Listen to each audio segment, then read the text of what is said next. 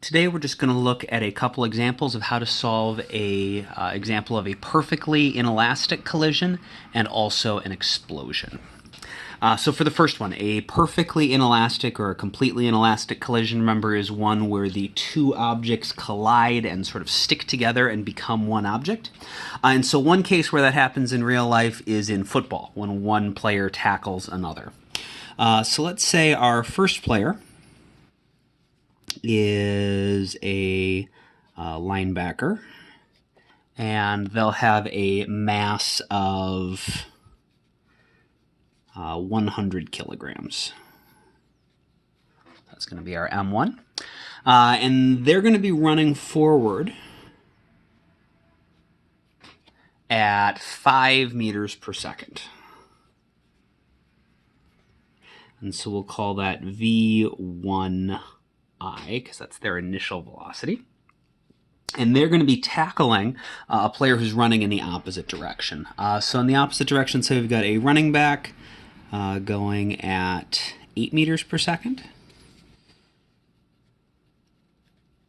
That will be object 2, so we'll call that V2I. And so they've got the football. And they're maybe a little bit smaller. We'll say the mass of player 2 here is only 90 kilograms. And so this is our before picture,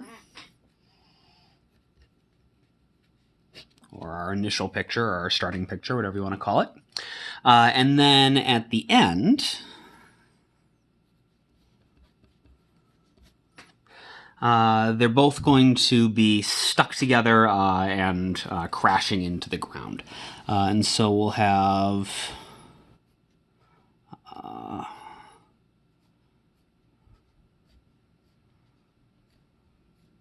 something like that, where we're going to treat them like a single object where they're stuck together. And what we want to figure out is, as they are crashing into the ground, which direction are they going to be moving? So are they going to be going to the left or to the right? And how fast are they going to be going? What is that final velocity going to be? So the way we're going to solve this is the way that we would solve any other momentum problem. It just gets a little tricky because our two objects became one. But we can still set it up the same way initially. We know that our total before momentums, so we got a momentum for each one of these. Find the total there. That has to equal the total momentum we have here. We've got object 1 and object 2 initially, so we'll call this P1I, P2I. And then at the end, we've only got one object, so rather than calling it 1 or 2, we'll just call this the final momentum, because we've only got one final momentum. So the way we find momentum is mass times velocity. And so to find the momentum of object 1 at the beginning, we'll do the mass of object 1 times object 1's initial velocity. Momentum 2 initially is going to be M2 V2I. To find the final momentum, we're going to do mass times velocity again. But since the two of them are now stuck together to become a single object, the mass is going to be the total mass of object 1 plus object 2. And then we've got to multiply that by our final velocity. And then at this point, we have numbers for everything except for VF, which is what we're looking for. And so we should be able to solve for this, and the sign, whether it winds up being positive or negative, will tell us what direction they're actually going. So we'll plug our numbers in. M1 is 100 kilograms. The initial V1I is 5 meters per second, and it's to the right, so that'll be a positive 5. M2 is 90 kilograms, and V2I is to the left, so we got to make sure that's negative. It's going to be equal to 100 plus 90 times our final velocity. So that's going to be 500 plus a negative, so minus 90 times 8 is 720. 190 times VF. And so 500 minus 720 is going to be negative 220 equals 190 VF.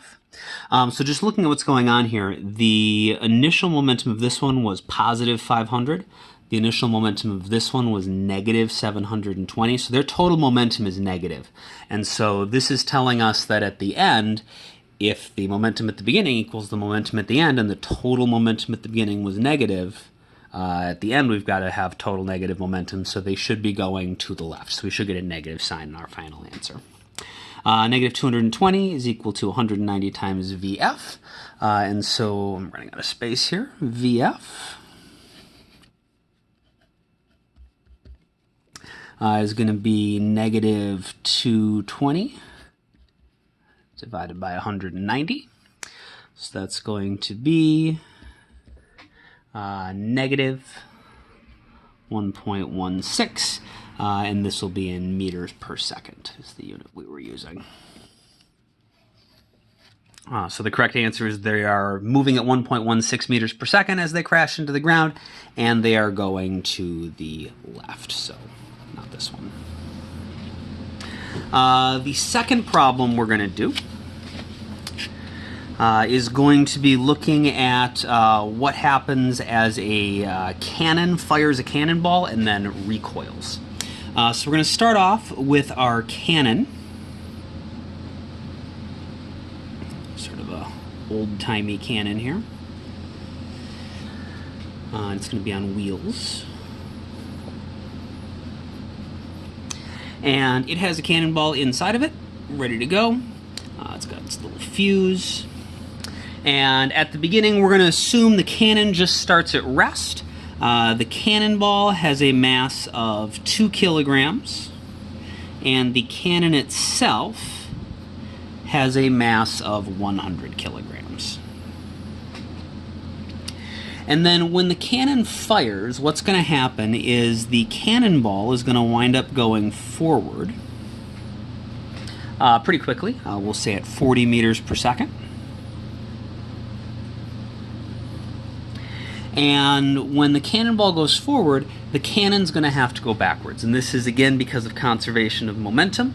At the beginning, if everything's at rest, their total momentum is 0. And so at the end, the total momentum has to be 0. The cannonball's going to have some momentum to the right, or positive momentum. So the cannon's going to have to be going left with negative momentum, so the total can be 0. So that means our cannon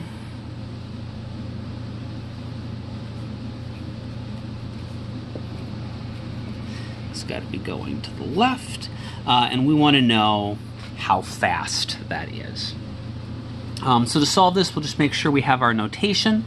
Call the cannon, since that's on the left side here, we'll call this M1, which we know is 100 kilograms. We'll have the cannonball be M2. That was 2 kilograms. We are looking for the velocity of object 1 at the end. So we're looking for V1F.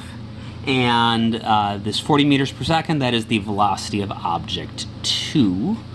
So that's going to be V2F. So the way we solve this, just like always, momentum before has to equal the momentum afterwards. We've only got one object at the beginning.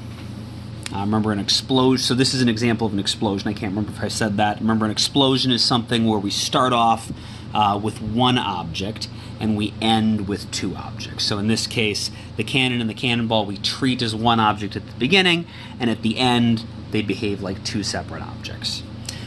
So the momentum of the object here, that's the only thing we have at the beginning, so that momentum has to equal the total of the momentum of each one of our objects afterwards. So our initial momentum has to equal the total of object 1 and object 2's final momentum. We already know the momentum here is 0 because they're starting at rest. If they weren't, we would do the combined mass times the velocity, so I'll just show that step quick. Remember, momentum is always mass times velocity, so it's easier to see on this side.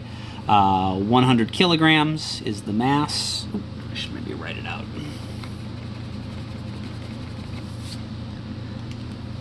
So we're going to have m1 times v1f plus m2 v2f. So that's going to give us the momentum afterwards. The momentum before, since they're just treated as one big object, we're going to add their masses together to get the total mass of our object at the beginning times the initial velocity. And so here it doesn't really matter what these are because our initial velocity is 0, but if it was something else then we would actually have to do the math. So I'll just show everything. 100 plus 2 times our initial velocity of 0. Over here, 100 times v1f plus 2 times our 40 is going to be positive because it's to the right.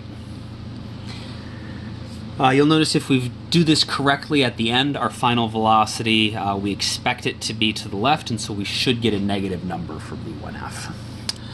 Total momentum at the beginning is 0. 100 plus 2 times 0 is 0.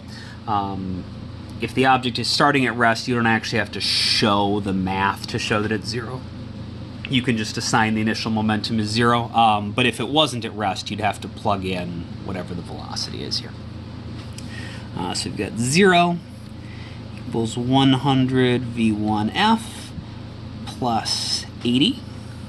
So then if we solve this, we're going to get negative 80 equals 100 times v1f.